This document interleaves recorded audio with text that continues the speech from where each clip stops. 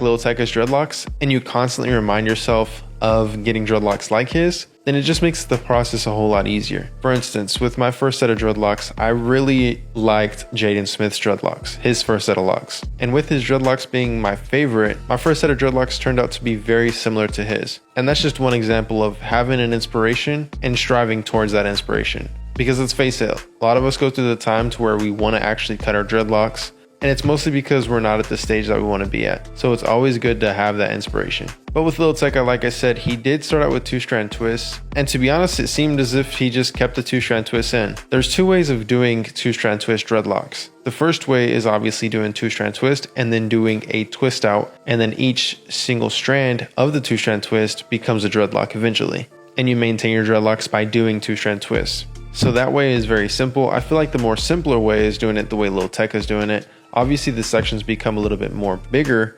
because you're taking 2 strands into one versus taking just 1 strand and turning it into dreadlocks. You're taking 2 strands and creating a dreadlock from those 2 strands. But the benefits from having the 2-strand twist and keeping them in and creating dreadlocks is that for one, they lock up quicker because it's more hair to play with. And for two, you just have thicker, more healthier, quote unquote, dreadlocks. And I use that word healthy very lightly. And what I'm really trying to say is that they just appear more healthy. They look more full because there's more hair inside of it. Now, of course, if you want skinnier dreadlocks, then I would recommend doing it the first way that I mentioned, where you do a 2-strand twist and then you do a twist out, and then those single strands become dreadlocks over time. Now, obviously, you have to keep maintaining it with doing 2-strand twist or even just doing twisting with gel. Or you could even do it this way. You create sections for the 2-strand twist and then keep the 2-strand twist in for however long you would like them to be, and then do a twist out and then instantly lock them in with the crochet hook. I would recommend getting the Dreadlocks crochet hook. It's perfect for instantly locking up the hair, and it's perfect for maintaining any frizz as well. The cool thing about the Dreadlocks crochet hook is it has a wooden handle and it makes it very easy to use.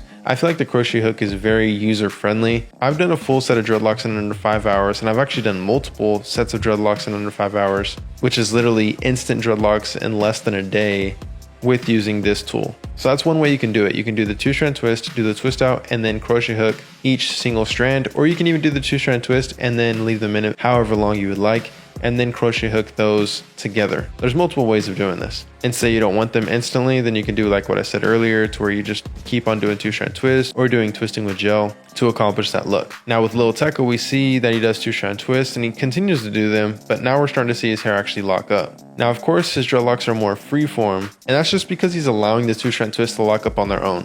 So in his case, he's doing 2-strand twist and then allowing those 2-strand twists to lock up. So with that being said, I'm sure he just washes his hair within the 2-strand twist, which then allows the hair to puff up, which then brings the hair into the budding stage of the locking process, and then it'll eventually lock up. Like we see, some of these dreadlocks on the front are very more mature than the ones in the back.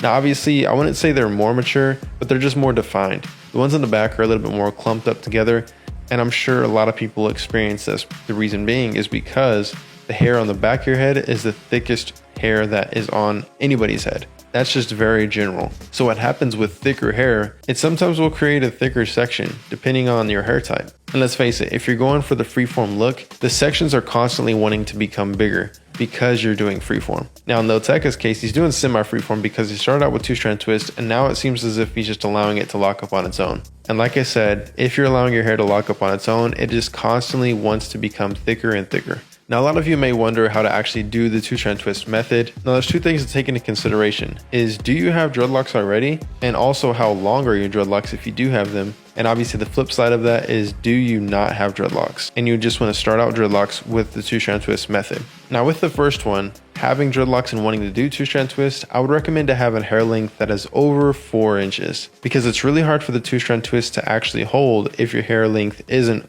longer than 4 inches. 4 inches for me is a recommended length to have the 2-strand twist look very good with dreadlocks.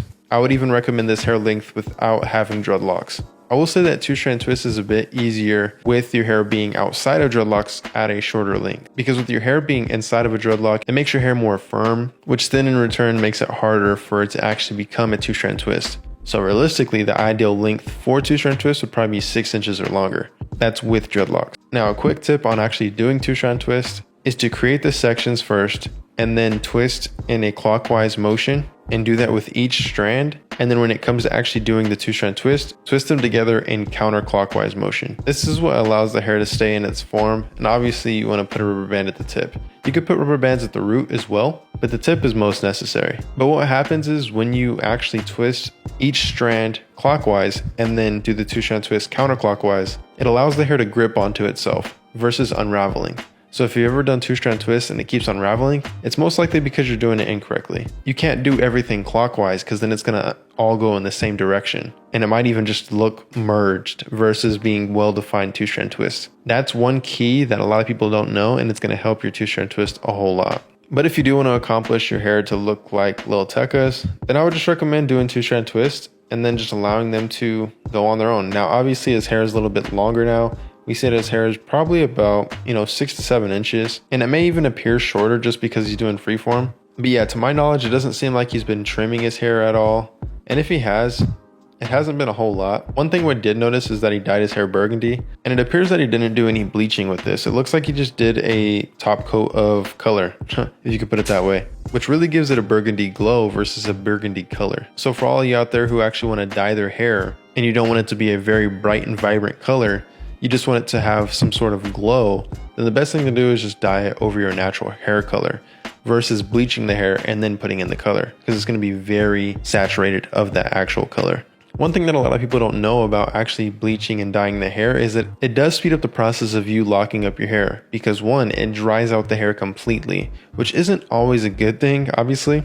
But dry hair, believe it or not, locks up a whole lot better than moisturized and saturated hair. And even if you didn't bleach your hair, if you simply dyed it, it still does speed up the locking process because it dries out the hair. And with me even saying